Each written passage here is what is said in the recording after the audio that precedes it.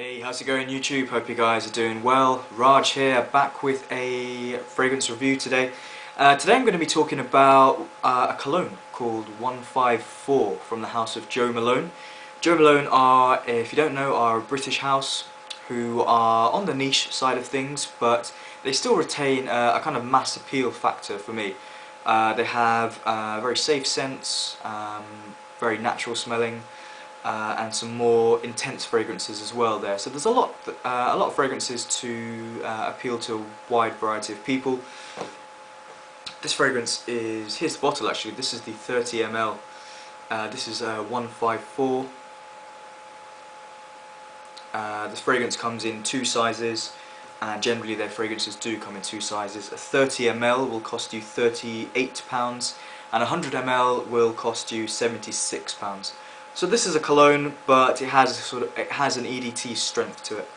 In terms of notes, top notes: bergamot, grapefruit and mandarin. In the middle of the fragrance there is lavender, basil and nutmeg, and in the base, patchouli, vetiver, musk and vanilla. So this is a great scent. I really enjoy wearing this one. It's definitely suited, I would say, probably 3 seasons of the year: spring, summer and autumn. And what I get from the opening of this fragrance, so it's got bergamot, grapefruit and mandarin, is a citrus blast. No surprises there, and also no surprise that it's really good quality. I mentioned earlier that Joe Malone has an emphasis on natural smells. They kind of specialise in very fruity citrus scents that from what I've seen, or they do them really well. And really authentic here, really authentic orange and mandarin, but it's different. What I like about this fragrance is it's not just a linear top note. It has a citrus, and I know lavender and basil are mentioned in the mid, but it's also underlying the citrus in the top notes. What it is like a strong citrus blast and a kind of herbal blend of this lavender and basil coming through. Reminds me of like a blend of aromatherapy oils, kind of quite pine-like, like you know, the pine oil which you get. Really nice. It's also accompanied by a sweet wood scent, which I don't know where that's coming from, to be honest. It could be a mixture between the lavender and the nutmeg, nutmeg being a little bit sweet, a bit spicy, lavender being a little bit herbal. I'm not quite sure, but I get a sweet woody scent. So yeah, so after this blast of citrus and this herbal, sweet woody, pine aromatherapy vibe going on there, the fragrance, oh yeah, and this top note and mid note really dominates the fragrance. For a good 2 or 3 hours, this is what you're getting. As the fragrance then later develops into the base, what you're going to get then is a combination of patchouli and vetiver. The patchouli for me dominates the vetiver, which is a little bit of a shame because vetiver is one of my favourite notes.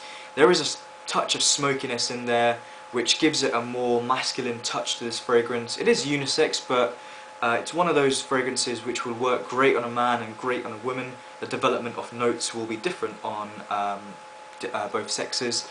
But here it's the patchouli dominates here. It's almost a little bit chocolatey.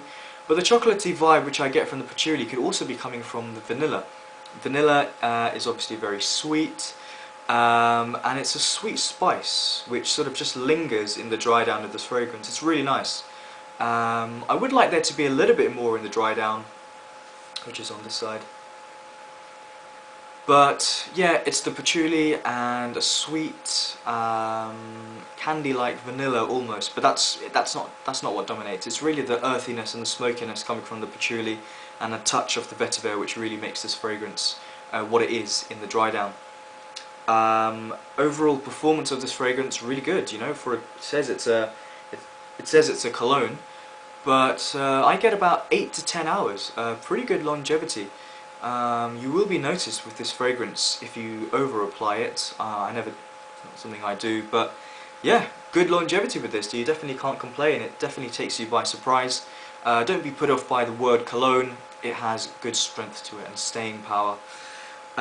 This fragrance though, even though I do enjoy wearing it, and I have gone through this 30 ml quite a lot in a fairly short amount of time. I've had this for about 8-9 months or so, and even though I really enjoyed wearing it in the first few months, I haven't really been reaching for it too much. I really can't describe why I haven't been wearing it that much. I thought this was going to turn into my signature scent, but it hasn't really worked out that way. It's a good fragrance to wear and then put back into your collection, and then take it out again and wear it again. I think the reason I haven't been wearing it on a consistent basis is because it's quite a safe option, and sometimes I like to wear a little bit more daring stuff. That's kind of what I've got into recently. But you know, there's nothing wrong with safe scents, and this is definitely good quality. Jo Malone is definitely a house worth exploring. Other fragrances I have and really like are Black Vetiver Cafe, Nutmeg and Ginger, which is really nice, and I've got samples of Pomegranate Noir and Lime, Basil and Mandarin. Pomegranate Noir is really special. I also want to get my nose on their Cologne Intense range, where they have Oud and Bergamot, and I think it's Amber and Patchouli. Those I've tried them on paper and they were special fragrances, so I definitely want to try those. In terms of a rating, I'm going to go with 7.5, which is a kind of solid score, and this is a solid fragrance, nothing more, nothing less than that. So that's my take on Jo Malone's 154.